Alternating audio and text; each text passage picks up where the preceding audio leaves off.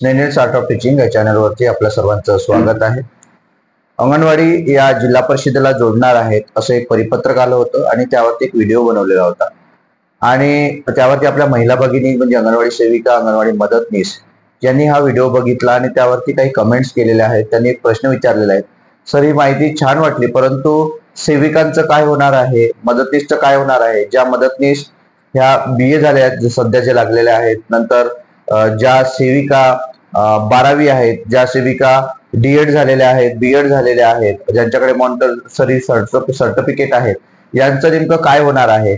जर या सेविका जर आपले जे अंगणवाड्या जर जिल्हा परिषदला जोडल्या गेल्या तर यांना कर्मचारी म्हणून जिल्हा परिषदला नेमणूक केली जाणार का? यांना मानधन जे आहे ते मानधन फुल मिळणार का? म्हणजे जे शिक्षकांना मानधन मिळतं ते मानधन मिळणार आहे का? यांना शिक्षक म्हणून रुजू करून घेणार का? असे जे प्रश्न आहेत ही प्रश्न नंतर काही जे निगेटिव्ह लोक आहेत त्यांनी डायरेक्टली अंगणवाडी सेविका आणि मदतनीसवरती ही रोष दाखविला की या 6वी पास असतात, 7वी पास असतात, पण त्यांना हे माहित नाही की अंगणवाड्या ज्या आहेत त्या केव्हापासून सुरू झाल्या, तेव्हा शिक्षणाचा महिलांचा जो कल आहे तो कसा होता, यावरती वेगळा व्हिडिओ असणार आहे महिला भगिनींनो, जो तुमच्या बाजूने असणार आहे। महत्वाचा विषय काय आहे तर देशाच्या जडणघडणीमध्ये आपण 1975 पासून काम केलेलं आहे, ते महत्वाचं काम आहे। मग ते तुम्ही तळागाळातील असताना सुद्धा तुमच्या पालकांनी त्यावेळेला अंगणवाडी सेविका किंवा मदतनीस म्हणून रुजू करून घेतलेला आहे। ही आपल्यासाठी महत्वाची बाब होती आणि देशासाठी सुद्धा महत्वाची बाब होती, ज्यात ICDSच्या माध्यमातून भारत सरकारच्या या उपक्रमाअंतर्गत सर्व गावाखेड्यामध्ये आपल्या अंगणवाडी मदतनीस आणि भगिनींनी काम केलं, म्हणून आज सध्याची कंडिशन ही आरोग्य विभागाची आहे। मग माता मृत्यू दर असो की जन्मदर असो किंवा इतर जे काही लस देण्याचे काम असो किंवा पोलिओ सारखे काम असो, हे आपण हे काम केलेलं आहे। त्यामुळे इतर लोकांकडे लक्ष न देता आपण 6वी पास असाल किंवा 7वी पास असाल तरी प्रामाणिकपणे आपण ICDSच्या माध्यमातून काम करत आलेले आहे। काही अशा महिला भगिनी आहेत ज्यांनी 60 रुपयापासून काम केलेलं आहे, 50 रुपयापासून काम केलेलं आहे, ज्यातून 1975 पासून तुम्ही काम करत आहात। कोणी 80ला जॉईन झालेले आहेत, कोणी 82ला जॉईन झाले आहेत, ज्याच्या माध्यमातून आज 60 रुपयापासून तर तुम्ही 10,000 रुपयापर्यंत मानधनावरच काम करतात। शासनाला आपल्याबद्दलची जाण सुद्धा नाही, आपण शासनाने आपल्यावरती कायमस्वरूपी अन्याय करत आहे। कारण महाराष्ट्र असो की मग इतर राज्यातील जो वेतन असो आपला, ह्या वेगवेगळ्या ठिकाणी वेगवेगळ्या राज्याचं मानधन हे वेगवेगळं आहे, हा आपल्यावरती अन्याय होणार आहे। तर महिला भगिनींनो हे लक्षात घ्या, आपण जर माझ्या व्हिडिओला पहिल्यांदा बघत असाल तर माझ्या या चॅनलला सबस्क्राईब करा, जेणेकरून आपल्या संबंधातील येणारे जे काही अपडेट्स असेल, मग जिल्हा परिषदचं अपडेट असेल किंवा मग अंगणवाडी सेविकांचं अपडेट असेल, मग त्यात आलेले परिपत्रक असेल, हे आपण आपल्या चॅनलला कायमस्वरूपी माहिती देत राहू। तर लक्षात घ्यायचं आहे की अंगणवाडी जर आपण जिल्हा परिषदला जोडणार आहे, याच्यात एक लक्षात घ्यायचे आहे, महत्वाचा मुद्दा काय असणार आहे तर हा मुद्दा यासाठी आहे की महाराष्ट्रामध्ये नाही तर संपूर्ण भारतभर नवीन शैक्षणिक धोरण आणलेलं आहे।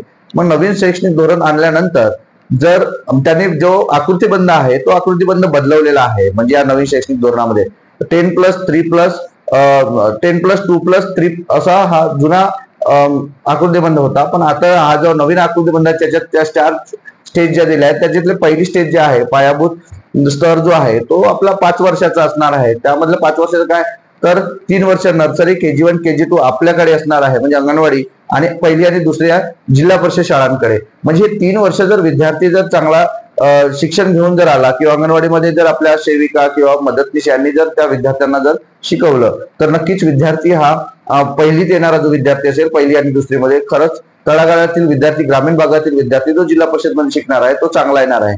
कारण या आता सध्याची वास्तव काय आहे तर जिल्हा परिषद शाळेकडे पाहण्याचा दृष्टिकोन हा लोकांचा बदललेला आहे आणि जिल्हा परिषद शाळा ओस पडत आहेत, जिल्हा परिषद शाळात गळती लागलेली आहे, विद्यार्थ्यांची गळती लागली आहे। त्यामुळे या शाळा बदलवण्याचं आणि पुनर्जीवन करण्याचं काम शासनाने केलं आहे, जे CBSEच्या माध्यमातून केलेलं आहे। महाराष्ट्रातील शासनाने चांगला निर्णय घेतला जो CBSE पॅटर्न आलेला आहे। जरी आमच्या शिक्षकांना CBSE पॅटर्न मध्ये थोडा प्रॉब्लेम आहे शिकवायला, त्याच पद्धतीने जर आपण अंगणवाडी सेविकांचा विचार केला तर त्यांचा सुद्धा तोच प्रॉब्लेम असणार आहे। काही ज्या शिकलेल्या अंगणवाडी सेविका किंवा मदतनीस आता ज्या लागलेल्या आहेत या 10 वर्षांमध्ये किंवा 15 वर्षांमध्ये, त्या 10वी 12वी पास आहेत। मग त्या सेविका किंवा मदतनीस मात्र चांगल्या पद्धतीने आपल्या विद्यार्थ्यांना शिकवू शकतील, कारण सर्वच अंगणवाडी सेविका ह्या 7वी किंवा 10वी पास नाही आहेत। कारण त्या आता रिटायरमेंटला आल्या 2 ते 3 वर्ष असल्यामुळे त्यांना रिटायरमेंट करून घ्या असे पण काहीतरी कमेंट मला दिसलेले आहेत। की यांना रिटायर करून घ्या आणि नवीन भरती करा, असं होत नाही. त्यांचा जो कार्यकाळ आहे तो जोपर्यंत संपत नाही तोपर्यंत ते या ठिकाणी त्यांना दुसऱ्या या सेविकांना किंवा मदतीला भरती केली जाणार नाही. नंतरचा विषय आहे की सेविका आणि अंगणवाडी सेविका जर 12वी आणि डीएड आणि बीएड जर असतील तर लक्षात घ्यायचं आहे, जो अंगणवाडी सेविका किंवा मदतनीस जर 12वी असेल तर यांना शिक्षक म्हणून रुजू करून घेतलं जाणार नाही आहे. कारण हे महत्वाचं घ्यायचं आहे की आयसीडीएसच्या माध्यमातून जेव्हा काम करतो आहे आपण, तर आपली नियुक्ती ही जिल्हा आपली आयसीडीएस साठी नियुक्ती झालेली आहे आणि आपल्या त्या जो काही काम असेल त्या कामाप्रती तुम्हाला त्या ठिकाणी नेमणूक केलेली आहे आणि तुमचं जे मानधन आहे ते सुद्धा त्या स्वरूपात ते मानधन आहे.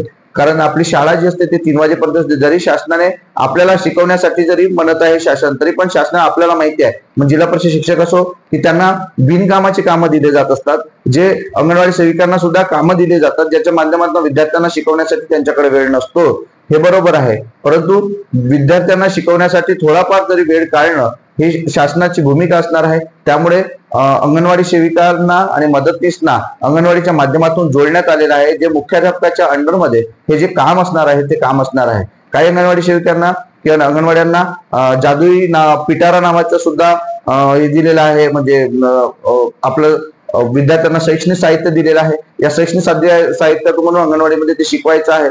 मग इतर जे काही येणारी जे नवीन शैक्षणिक धोरणाच्या माध्यमातून शाळांमध्ये येणारी साधनं हे अंगणवाडीलाही अटॅच असणार आहे आणि ज्याच्या माध्यमातून अंगणवाडीला दिली जाणार आहे, ज्यातून विद्यार्थ्यांना मदतनीस आणि सेविका यांनी दोघींनी मिळून हे शिकवायचं आहे.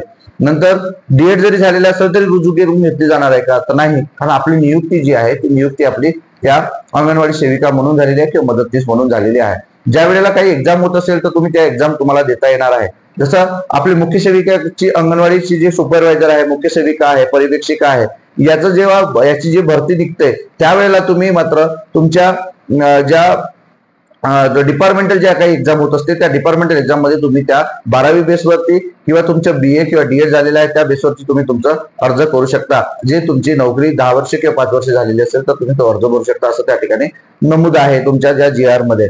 तर अशा पद्धतीनं तुम्ही त्या ठिकाणी जॉईन होऊ शकता. नंतर वेतनाच्या बाबतीत मग तुम्ही जर अंगणवाडीला जोडलं गेलं तर अंगणवाडीला जोडल्यानंतर जर तुम्हाला वेतन जे आहे सर, मग आमचं मानधन जे आहे तर ते आमचं वेतनात कन्वर्ट होईल का, म्हणजे तुम्हाला फुल कर्मचारी म्हणून तुम्हाला वेतन शिक्षकाप्रमाणे मिळणार का, तर नाही. कारण आपलं जे आहे आयसीडीच्या माध्यमातून नेमणूक झालेली आहे. तुमचा जो पगार आहे तो भारत सरकारच्या माध्यमातून राज्य सरकारला दिला जातं आणि आयसीडीएस हे सुद्धा भारत सरकार चालवत असतं.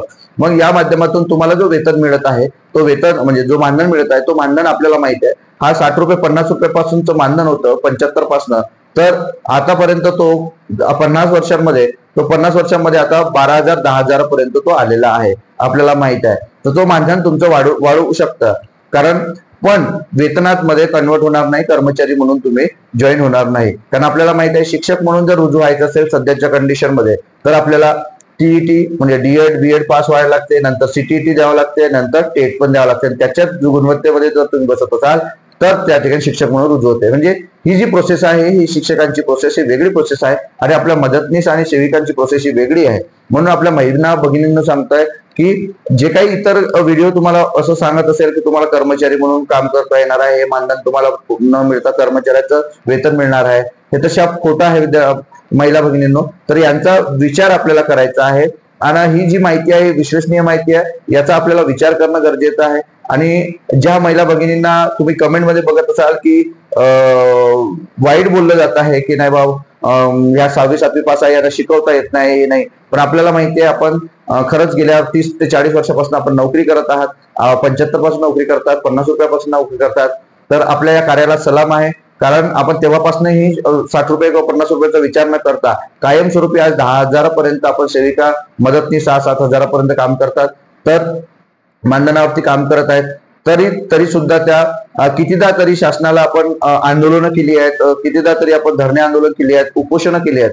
त्या माध्यमातून शासनाला जाग आणून आपण आपलं मानधन कायमस्वरूपी वाढवत आहात, ज्यातून शासनाला हळूहळू जाग घेऊन हे काम करत आहेत. आणि पण महाराष्ट्राच्या बाबतीत ते कमीच वेतन आहे. कारण तामिळनाडूला वगैरे 16-17 हजार रुपये आपलं मानधन आहे. तर त्या पद्धतीने सर्व राज्यातील अंगणवाडी सेविकांना एकत्रच मानधन देण्यात यावं, ही सुद्धा मागणी आपल्या वतीनं संघटनेच्या वतीनं करणं गरजेचं आहे महिला भगिनींनो. आणि हे जे अपडेट आहे हे आपल्या प्रश्नांची उत्तर आहेत. अजून काही जर आपल्याला प्रश्न विचारायचे असेल तर कमेंट बॉक्समध्ये आपण विचारू शकता, किंवा या चॅनलला जर सबस्क्राईब केलं तर आपल्याला आणि खाली एक टेलिग्राम चॅनल आणि व्हॉट्सअपचं ग्रुपची लिंक आहे, त्यावरती आपण जर गेलात तर तुम्हाला आपल्या ग्रुपमध्ये तुम्ही जॉईन व्हाल. त्यावरती सुद्धा आपण प्रश्न विचारू शकता आणि मोबाईल नंबरवरती सुद्धा आपण काही प्रश्न विचारू शकता, किंवा कमेंट देऊन सुद्धा आपण प्रश्न विचारू शकता. ही जी माहिती आहे, आपल्याला ही माहिती कशी वाटली हे नक्की कमेंट बॉक्समध्ये कळवा आणि अशाच अपडेट करता माझ्या चॅनलला आपण सबस्क्राईब करा. धन्यवाद.